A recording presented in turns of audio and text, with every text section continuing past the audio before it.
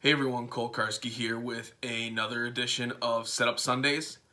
And this Sunday I'm going through my most aggressive walleye hole hopping setup. I wrote an article for Eurotackle's blog and it's on the Eurotackle website, so go check it out. In the article I talk about how I like to hole hop for walleyes and how I like to approach that.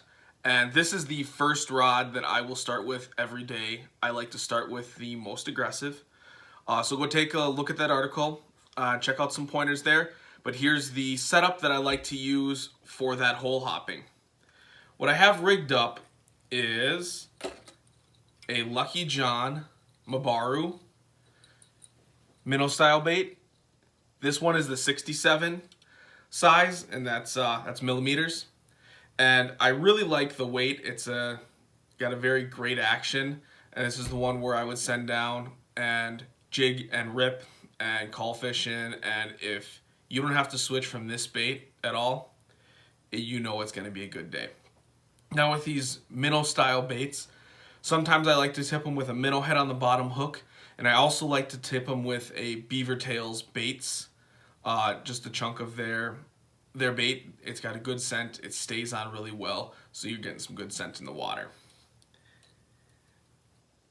Now another lure that I will use in this setup is a fin from Lucky John. It's a very similar lure.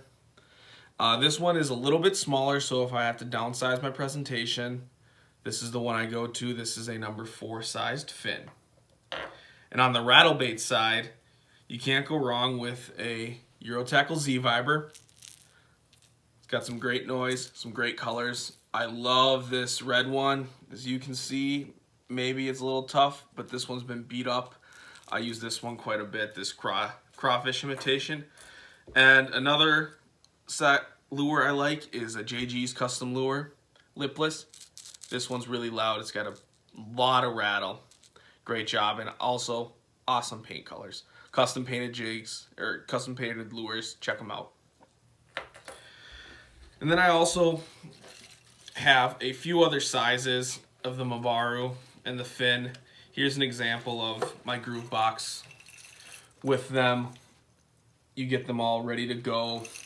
So depending on the lake, depending on the conditions, you downsize, upsize, different colors, whatnot, just have them ready to roll. Same thing with the Lipless. Got some different sizes, different colors. Get a little variety. Now the business end of things with how I'm presenting this is I'm presenting this on a Della Bay Rip and Rattle, which is a medium heavy 38-inch rod. You've got a great backbone, and it's got a great tip action for working these baits.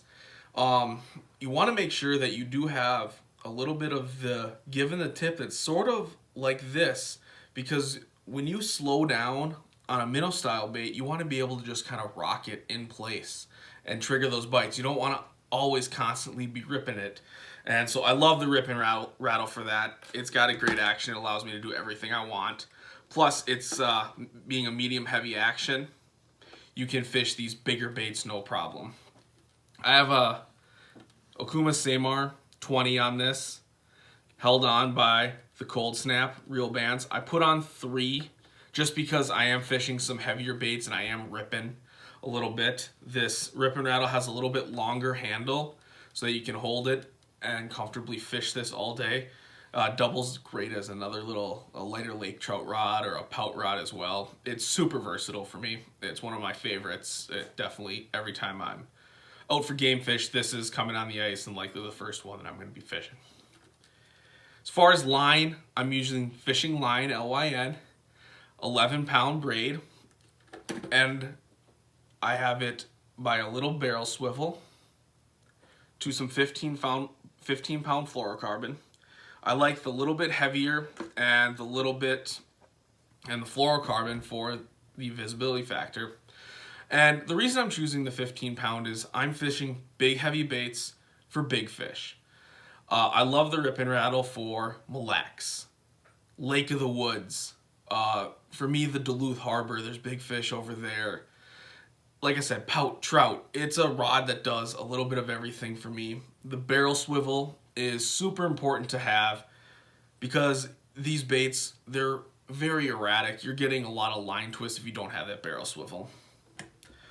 So once again, this is Cole Karski with Setup Sundays. Go check out the article on the Euro Tackle blog. I go through how I like to fish with these presentations. And this is the setup I like to use on the first one. And stay tuned, and I will go through the next ones down the line. Have a great season. I know it's getting underway for people. Be safe. Tight lines, everyone.